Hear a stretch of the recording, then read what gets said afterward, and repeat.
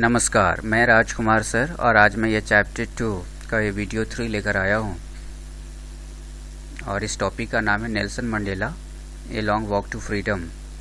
इससे संबंधित ऑलरेडी पहले 2 वीडियोस अपलोड किए जा चुके हैं। अगर आपने अभी तक नहीं देखा है तो उसे देख लीजिएगा। चलिए शुरू करते हैं। ये पार्ट 3 है और पैराग्राफ 14 है। यहाँ पे नेल्सन मंडेला क्या कहते हैं उसे समझते हैं। In life every man has twin obligations. वो कहते हैं कि हर एक व्यक्ति के लाइफ में 2 क्या होते हैं, जिम्मेदारियां होते हैं। ऑब्लिगेशंस टू हिज फैमिली, यानी ये जो जिम्मेदारी होती है फैमिली के लिए, टू हिज पेरेंट्स के लिए, टू हिज वाइफ के लिए, एंड चिल्ड्रन और बच्चों के लिए। And he has an obligation to his people, उनका भी एक अपना रिस्पॉन्सिबिलिटी था लोगों के लिए। हिज कम्युनिटी, अपने समुदाय के लिए। हिज कंट्री, अपने देश के लिए। In uh civil and human society, वो आगे ये बताते हैं कि एक पोलाइट एंड काइंड समाज में, सोसाइटी में, each man is able to fulfil those obligations, यानी वो जो ऑब्लिगेशंस हैं, ट्विन जो ऑब्लिगेशंस की बात जो इन्होंने करी, तो उसे वो पूरा करने की कोशिश करते हैं according to his own inclination, और वो अपने टेंडेंसी के अनुसार वो पूरा करने की कोशिश करते हैं। एंड एबिलिटीज, और वो अपने क्षमताओं के आधार पर वो पूरा करने की कोशिश करते हैं। But in a country like south Africa, लेकिन साउथ अफ्रीका जैसे देश में, it was almost impossible for a man, यानी एक इंसान के लिए ऐसा करना असंभव था। Of my birth and colour, यानी मेरे कलर के जो लोग थे उन्हें ऐसा करना मुश्किल था। To fulfil both of those obligations, यानी जो ट्विन ऑब्लिगेशन जिसकी बात इन्होंने करी, तो वो पूरा करना अपने लोगों के लिए वहाँ पर संभव नहीं था। मंडेला जी के लिए भी और मंडेला के जैसे लोग थे, उनके कलर के जो लोग थे उनके लिए भी। In South Africa, a man of color who attempted to live as a human being was punished and isolated. It means South Africa में जो इनके कलर के लोग थे, यदि उन्होंने प्रयास भी किया अपनी ह्यूमन बीइंग को जीने के लिए, अपने लाइफ को जीने के लिए, तो उन्हें क्या किया जाता था, पनिश किया जाता था, दंडित किया जाता था। एंड उसे आइसोलेट किया जाता था। इट मीन्स उसे क्वारंटाइन किया जाता था, मतलब उनके परिवार से, उनके समाज से अलग कर दिया जाता था, बेदखल कर दिया जाता था। तो इस तरह से वहाँ पे शोषण होता था। In South Africa, a man who tried to fulfil his duty to his people was inevitably ripped from his family and his home and was forced to live a life apart, a twilight existence of secrecy and rebellion. आगे वो बताने की कोशिश करते हैं कि south Africa में और क्या क्या होता था। यानी साउथ अफ्रीका में एक व्यक्ति जो मेरे कलर का था, तो अगर उसने प्रयास किया, कोशिश किया अपने लोगों के लिए वफादारी निभाने के लिए, ड्यूटी निभाने के लिए, ड्यूटी करने के लिए, तो उनको निश्चित तौर पर उनके परिवार से और उसके घर से बेदखल कर दिया जाता था। एंड उसे मजबूर किया जाता था ताकि वो अकेला जिंदगी जी सके। और ऐसा करने वाले को एक विद्रोह माना जाता था। जब उनके विरोध में लोग खड़े होते थे, इट मीन जो वाइट रूलर थे, उनके विरोध में जब लोग खड़े होते थे तो उनको एक विद्रोही माना जाता था और उसको सीक्रेसी, प्राइवेट वे में, यानी एक ऐसे जगह पर वो उन्हें ले जाकर कैद कर दिया जाता था जहां पर किसी का भी एक्सेस ना हो। तो इस तरह से वहां पर भेदभाव किया जाता था स्किन के आधार पर। I did not in the beginning choose to place my people above my family। आगे वो ये कहते हैं कि शुरुआत में मैं अपने परिवार से ऊपर अपने लोगों को दर्जा नहीं देता था, नहीं मैं रखता था, उनको ऑप्शन भी नहीं देता था। But in attempting to serve my people, लेकिन हाँ, मेरे देश के जो लोग थे, मेरे कलर के जो लोग थे जिनके साथ भेदभाव होता था, तो उनकी रक्षा, उनको मैं सर्व करते रहता था, प्रयास में करता रहता था। आई फाउंड दैट, और ये प्रयास करते हुए मैंने क्या पाया, that I was prevented from fulfilling my obligations as a son, a brother, a father and a husband. लेकिन जब मैं अपने लोगों की सेवा करता था, एक सन के रूप में, एक ब्रदर के रूप में, एक फादर के रूप में और एक हस्बैंड के रूप में, तो मुझे ऐसा करने से रोका जाता था। अब ये पैराग्राफ 15 है। I was not born with a hunger to be free.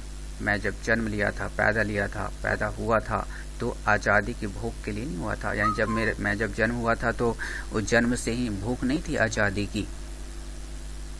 I was born free, already मैं आज़ाद पैदा हुआ था। हर एक व्यक्ति, हर एक बच्चा आज़ाद ही पैदा होता है, ऐसा मतलब उनकी सोच होती है। Free in every way that I could know, और मैं हर तरीके से आज़ाद था जो मैं जान सकता था। Free to run in the fields near my mother's hut, यानी मेरी माँ का जो हर्ट था उसके नज़दीक जो फील्ड्स थे उसमें मैं रन करने के लिए आज़ाद था। ये बचपन की बात बता रहे हैं कि किस तरह से वो आज़ादी उनको मिली हुई थी, ऐसा वो सोचते थे। Free to swim in the clear stream, मतलब एक साफ सुथरी नदी में मैं तैरने के लिए आज़ाद था। That ran through my village, जो मेरे गांव से होकर गुजरती थी। फ्री टू रोस्ट मिलीज, और मैं फूड को तल करके खाने के लिए आज़ाद था। अंडर द स्टार्स के नीचे। And ride the broad backs of slow moving bulls, और वो धीरे धीरे मतलब चलने वाले जो बुल्स होते थे उसके पीठ पर बैठकर सवारी करने के लिए भी आज़ाद था। As long as I obeyed my father, जहाँ तक कि मैंने अपने फादर की हर बात को मैं मानता था, जैसे हर बच्चा बचपन में मानता है। And abided by the customs of my tribe, और मेरे जो सोशल ग्रुप था उसकी जो रीति रिवाज थी उसको मैं मानता था, जैसे हर व्यक्ति, हर एक छोटा बच्चा मानता है जब वो बच्चा होता है। I was not troubled by the laws of man और गॉड, और जब मैं बचपन में इस तरह की आज़ादी मुझे मिली हुई थी, ऐसा मैं सोचता था, ऐसा मंडेला जी सोचते थे, तो उस समय उनको किसी तरह का रेस्ट्रिक्शन नहीं था, ऐसा उनको समझ आता था। चाहे वो मैन का लॉज हो या गॉड का लॉज हो, इससे उनको कोई रेस्ट्रिक्शन नहीं था, ऐसा वो फील करते थे बचपन में। पैराग्राफ 16 है। It was only when I began to learn that my boyhood freedom was an illusion. वो आगे ये भी कहते हैं कि यह तब था, ये फीलिंग मेरे अंदर तब था जब मैंने लर्न करना शुरू किया।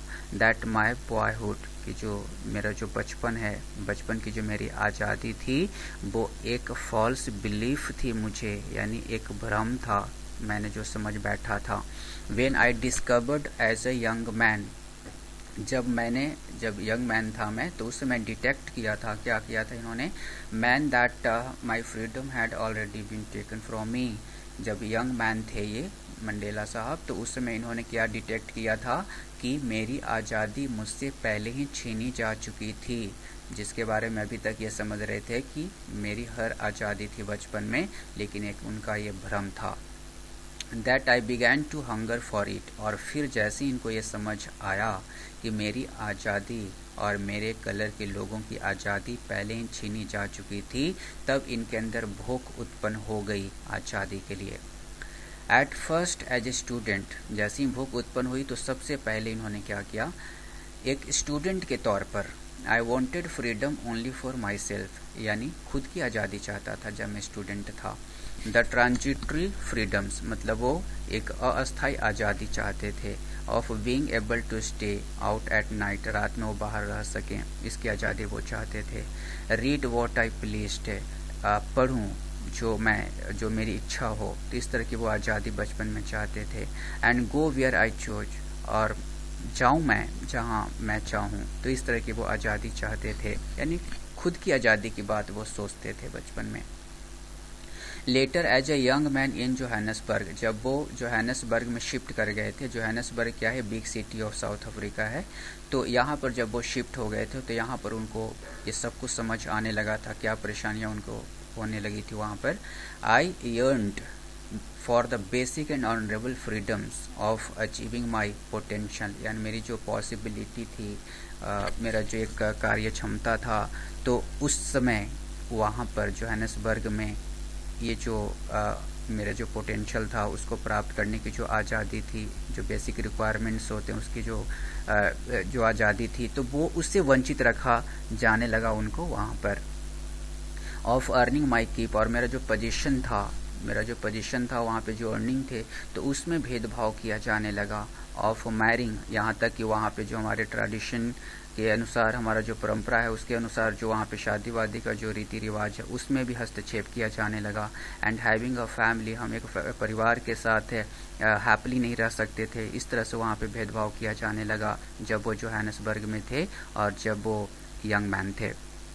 The freedom not to be obstructed in a lawful life, वो आगे बताते हैं कि एक ट्रू लाइफ में इस तरह से फ्रीडम को ब्लॉक अप नहीं करना चाहिए। अब है paragraph 17। But then I slowly saw that not only was I not free but my brothers my sisters were not free. वो आगे ये कहते हैं कि तब सिर्फ मैंने ये देखा, मैंने धीरे धीरे सीखना शुरू किया कि सिर्फ मैं ही नहीं था जो आज़ाद नहीं था, बल्कि मेरे भाई लोग, मेरी जो बहन थी, तो वो भी आज़ाद नहीं थे। I saw that it was not just my freedom, मैंने ये भी देखा कि ये मेरी सिर्फ आज़ादी नहीं थी, दैट वॉज कर्टेल्ड, जो कम कर दी गई थी, but the freedom of everyone, बल्कि ये सब की आज़ादी को कम कर दी गई थी, who looked like I did, जो मेरे जैसा दिखते थे, ब्लैक डार्क, वो हर लोगों की आज़ादी इसी तरह से रिड्यूस कर दिया गया था वाइट रूलर के द्वारा। That is when I join the African national Congress, तभी मैंने क्या किया, एक political party African national Congress, African national Congress को इन्होंने ज्वाइन कर लिया। And that is when the hunger for my own freedom, और तभी मेरी जो खुद की आज़ादी की भूख थी ना मेरे अंदर, बिकम द ग्रेटर हंगर, ये बड़ी भूख बन गई, for the freedom of my people, यानी मेरे लोगों की आज़ादी की ये बड़ी भूख बन गई। It was this desire for the freedom of my people, यह जो मेरे अंदर इच्छा जग उठी थी वो मेरे लोगों की आज़ादी के लिए, न कि सिर्फ मेरी आज़ादी के लिए। टू लिव दियर लाइफ, ताकि वो अपने लाइफ को जी सकें विद डिग्निटी, एक ऑनर के साथ, एंड सेल्फ रिस्पेक्ट, एक आत्म जो उनका जो संरक्षण है, उनकी जो डिग्निटी है, उसके लिए वो मतलब फाइट करना शुरू कर दिए। दैट एनिमेटेड माई लाइफ, जो मेरे लाइफ को पूरी तरह से इंस्पायर्ड किया, मेरे लाइफ में पूरा जोश भरने का काम किया, जैसे इन्होंने रिस्पॉन्सिबिलिटी ली अपने से ज़्यादा अपने लोगों की। That transformed a frightened young man into a bold one, फिर क्या था, मेरे जो लाइफ में इंस्पिरेशन आया, इंस्पिरेशन से मैंने जो सीखा, मुझे इंस्पायर्ड किया, तो मैं एक फ्राइटन्ड यंग मैन था, तो वो कैसा बन गया, बोल्ड यंग मैन बन गया। जब जैसे ही आपकी रिस्पॉन्सिबिलिटी बढ़ती है लोगों की, तो फिर आप भी बोल्ड हो जाते हैं। ठीक उसी तरह से यहाँ पे मंडेला साहब भी बोल्ड हो गए जब इनकी जिम्मेदारी बढ़ गई। That drove a law abiding attorney to become a criminal, जिस तरह से वहाँ पे डिस्क्रिमिनेशन होता था, भेदभाव होता था, जिस तरह से मजबूर किया जाता था, उस मजबूरी में एक इंसान, बहुत अच्छे इंसान थे, वो एक पेशा से वकील थे और वो रूल को मानने वाले, कानून को मानने वाले एक बहुत अच्छे लॉयर थे, अटॉर्नी थे, तो वो एक क्रिमिनल बन गए थे इस भेदभाव की वजह से, इस जुल्म की वजह से। That turned a family loving husband, ठीक उसी तरह से एक और ऐसे भी फैमिली लविंग हस्बैंड थे, इनको भी मजबूर किया गया था into a man without a home, तो इनको भी मजबूर किया गया, ये बिना घर के ही रह सके, इट मीन्स इनको घर से उठा लिया गया था और ये भी मजबूर थे और इनको कहीं कैद करके प्राइवेट प्लेस पे रखा गया था। That forced a life loving man to live like a monk, और ठीक उसी तरह से एक लाइफ लविंग मैन भी थे, इनको भी इन पर भी दबाव डाला गया और इनको भी मजबूर किया गया ताकि एक सन्यासी की जिंदगी जी सकें। I am no more virtuous और self sacrificing than the next man, वो कहते हैं कि जितने भी अच्छे अच्छे लोग थे जिन्होंने अपने रास्ते बदल दिए ये जुल्म की वजह से, इनसे मैं बहुत ज़्यादा ये वर्चुअस नहीं था या फिर सेल्फ सेक्रीफाइसिंग नहीं था। बट आई फाउंड दैट, लेकिन मुझे लगा कि I could not even enjoy the poor, मैं अपनी गरीबी को भी एन्जॉय नहीं कर सकता था। And limited freedoms I was allowed, और जो आज़ादी मुझे लिमिटेड दी गई थी उससे भी नहीं एंजॉय कर सकता था, ये हालत थी वहाँ पर। When I knew my people were not free, जब मैंने जाना कि मेरे जो लोग हैं, मेरे देशवासी हैं, वो आज़ाद नहीं थे। फ्रीडम इज इंडिविजुअल, हर कोई जानता है कि आज़ादी जो होती है ना वो इनसेपरेबल होती है, इसको कभी भी डिवाइड नहीं किया जा सकता, आना किया जाना चाहिए। The change on any one of my people, यानी यहाँ पे संदेश है मंडेला साहब का वो वाइट रूलर के लिए। वो कहते हैं कि अगर मेरे देशवासियों में से किसी एक पर भी अगर अपना चेन लगाने का अगर काम किया, हथकड़ी लगाने की कोशिश की, उसको अरेस्ट करने की कोशिश की, तो इसका मतलब क्या समझा जाएगा, वर the chains on all of them. इसका मतलब ये समझा जाएगा कि हमारे देशवासियों यानी हर एक देशवासियों पर आपने चेन लगाने का काम किया है। The chains on all of my people, अगर वो आप हमारे देशवासी या फिर मेरे कलर के लोगों पर अगर आपने चेन लगाने की कोशिश की तो मैं ये समझूंगा were the chains on me, कि वो चेन जो है वो हथकड़ी जो है मुझ पर लगाई गई है। तो इस तरह से इन्होंने कड़ा संदेश देने का काम किया था वाइट रूलर को। अब है paragraph 18।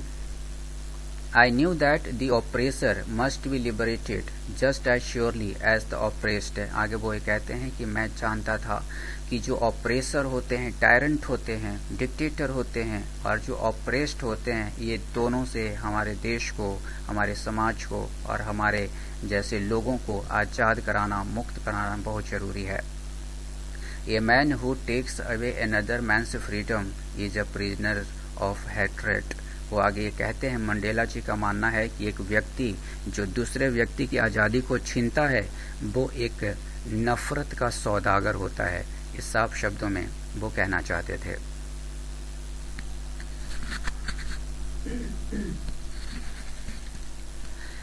He is locked behind the bars of prejudice and narrow mindedness। वो आगे ये कहते हैं कि इस तरह से डिस्क्रिमिनेशन वाले जो लोग होते हैं, क्लोज्ड माइंड वाले जो लोग होते हैं, इनकी सज़ा क्या होती है, नफ़रत के जो सौदागर होते हैं इनकी सज़ा क्या होती है, इनको सलाखों के पीछे कैद कर लिया जाता है। I am not truly free, मैं सचमुच में आज़ाद नहीं हूँ। If I am taking away someone's else freedom, यदि हम एक दूसरे की आज़ादी को छीन रहे हैं। जस्ट एज श्योरली, ठीक उसी तरह से, आई एम नॉट फ्री, मैं आज़ाद नहीं हूँ। When my freedom is taken from me, जब मेरी आज़ादी मुझसे छीन ली गई हो। The oppressed and the oppressor alike are robbed of their humanity. और वो लास्ट सेंटेंस ये कहना चाहते हैं कि ऑपरेस्ड भी और ऑपरेसर भी ये दोनों एक जैसे होते हैं, और ये दोनों हम जैसे लोगों की जो मानवता होती है उनके ये कट्टर दुश्मन होते हैं। तो ये अपनी स्टोरी के माध्यम से वहाँ पे जो अपाथिड पॉलिसी थी जिसके अगेंस्ट इन्होंने या फिर इनके वीर सपूतों ने जो सैक्रिफाइसेस कर दिए, अपने लाइफ को सैक्रिफाइस किया, तो कैसे इन्होंने संघर्ष किया था, ये पूरी आप बीती इन्होंने बताया इस एक्सट्रैक्ट के माध्यम से। जो ऑटोबायोग्राफी है इनकी, उससे ये एक्सट्रैक्ट किया गया था। अब कुछ क्वेश्चन से उसे देख लेते हैं। What twin obligations does Mandela mention, यानी किस ट्विन ऑब्लिगेशंस की बात वो मंडेला करते हैं। आंसर है Mandela mentions that every man has twin obligations, यानी मंडेला ये बताते हैं कि हर एक व्यक्ति का दो जिम्मेदारियां होते हैं। The first is towards his family, पहली जो जिम्मेदारी होती है ना अपने फैमिली के लिए, पेरेंट्स के लिए, वाइफ के लिए एंड चिल्ड्रन के लिए। एंड सेकंड ऑब्लिगेशन क्या होता है, is his contribution towards fellow people, fellow people के लिए सेकंड होता है ऑब्लिगेशन। हिज कम्युनिटी, अपनी कम्युनिटी के लिए, एंड हिज कंट्री, और अपने देश के लिए ये दूसरा जिम्मेदारी होता है। सेकंड क्वेश्चन है what did being free mean to Mandela, यानी मंडेला के अनुसार फ्री का क्या मतलब है as a boy and as a student, यानी जब एक बॉय थे वो या फिर एक स्टूडेंट थे उस वक्त किस तरह की आज़ादी की वो बात करते थे। How does he contrast these transitory freedoms with the basic and honourable freedoms, मतलब यहाँ पे दो टर्म लिए गए हैं आपकी स्टोरी से। पहला टर्म है आपका ट्रांजिटरी फ्रीडम्स और दूसरा टर्म है the basic and honourable freedoms. तो ये दोनों को कैसे रिलेट करते हैं, कैसे वो कंपेयर करते हैं। आंसर है like any other kid for Mandela also the freedom meant to make merry and enjoy the blissful life in every possible way. वो कहते हैं कि जिस तरह से एक छोटा बच्चा सोचता है और वो एंजॉय करता है बचपन में, और वो हैप्पली हर तरीके से वो एंजॉय करता है। तो ठीक उसी तरह से मंडेला का भी पॉइंट ऑफ व्यू यही था। But once an adult the antics of childhood look like transitory. वो ये कहते हैं कि बचपन में जो फुलिश बिहेवियर होता है, जो सोच बैठते हैं जो रियल में नहीं होता है, तो उसे ये करार देते हैं, क्या करार देते हैं वो, ट्रांजिटरी फ्रीडम को करार देते हैं, यानी अस्थायी जो आज़ादी होती है उसको ये रिप्रेजेंट करता है। Because in an adult perspective most of the childhood activities are waste of time. Very obvious, बचपन की जो बहुत सारी ऐसी एक्टिविटीज होती हैं जिससे क्या समझा जाता है, वेस्ट ऑफ टाइम समझा जाता है। इनके लिए भी वही कॉन्सेप्ट है। As a grown up, you have to step out of your comfort zone to earn a livelihood, to bring the bacon home. और जब जैसे ही बड़ा हो जाता है बच्चा अपने घर में, अपने परिवार में, तो बड़ा होने के बाद उनकी जिम्मेदारी बढ़ जाती है। फिर क्या करता है वो, फिर वो अपने कंफर्ट जोन से, अपने घर से बाहर वो निकलता है। क्यों बाहर निकलता है वो, लाइवलीहुड के लिए, कुछ इनकम के लिए, कुछ अर्न करने के लिए। और जब वो अर्न कर लेता है तो वो क्या करता है, घर वापस लौटता है, अपने घर के लिए जो भी ज़रूरत की जो चीज़ें हैं वो लेकर आता है वो। जैसे यहाँ पे बेकन की बात की गई है कि अपने घर वो लेकर आते हैं। बेकन मीन्स क्या होता है, मीट ऑफ पिग, पिग का जो मीट होता है, तो उसे कहा गया है। इट इज़ ओनली देन, ये तभी होता है, that you get an honourable existence, जब आप एक सम्मान वाला, आप रिस्पेक्ट वाला लाइफ आपको प्राप्त होता है इन द फैमिली, परिवार में, एंड इन द सोसाइटी, और समाज में। और ये तभी संभव हो पाता है। और फिर आप बाहर जाते हैं और जो भी आपको जो इनकम आपका होता है उस इनकम के अनुसार घर के लिए सब कुछ खरीद कर ले आते हैं। लेकिन ये तब होता है जब आज़ादी होती है। थर्ड क्वेश्चन है, does Mandela think the oppressor is free, why not. क्या मंडेला को लगता है कि ऑपरेसर फ्री है? अगर ऐसा लगता है तो क्यों, और अगर नहीं लगता है तो क्यों नहीं? आंसर है, Mandela does not feel that the oppressor is free. Mandela को ये नहीं समझ लगता, यानी समझ उनको नहीं होती है, वो ये नहीं उनको लगता कि ऑपरेसर हैं वो आज़ाद हैं। बिकॉज अकॉर्डिंग टू हिम, क्योंकि उनके अनुसार an oppressor is a prisoner of hatred. उनके अनुसार ये प्रिजनर क्या होता है, नफरत का सौदागर होता है। वो इज लॉक्ड, और फिर उनका सजा क्या होता है, उन्हें कैद कर दिया जाता है बिहाइंड द बार्स। कहाँ वो, सलाखों के पीछे। किस जुल्म में उनको किया जाता है ये पैक, जब वो डिस्क्रिमिनेशन का वो कॉन्सेप्ट फॉलो करते हैं, नॉरो माइंडेडनेस, और ये जो बैक्ट एक्टिविटी उनकी होती है, तो जिसकी वजह से उनको क्या कर दिया जाता है, कैद कर दिया जाता है। He feels that both the oppressor and the oppressed are robbed of their humanity. और वो ये महसूस करते हैं और उनका एक एक्सपीरियंस होता है कि जो ऑपरेसर होता है और ऑपरेस्ड होता है, ये दोनों के दोनों मेरे जैसा, हमारे जैसे लोगों की जो ह्यूमैनिटी होती है, मानवता होती है, उसके दुश्मन होते हैं। तो फाइनली आपकी स्टोरी और जो कुछ क्वेश्चंस थे जो मैंने आपको कराया, मैं उम्मीद करता हूँ कि आप सबको ये स्टोरी कम्प्लीटली समझ आ गया होगा। तो आप घर पे रहें, सेफ रहें, और अपनी स्टडी को कंटिन्यू रखें, और टाइम टू टाइम वीडियोस को देखते रहें ताकि आपके दिमाग में स्टोरी बना रहे। So thank you so much for watching this video. Thank you.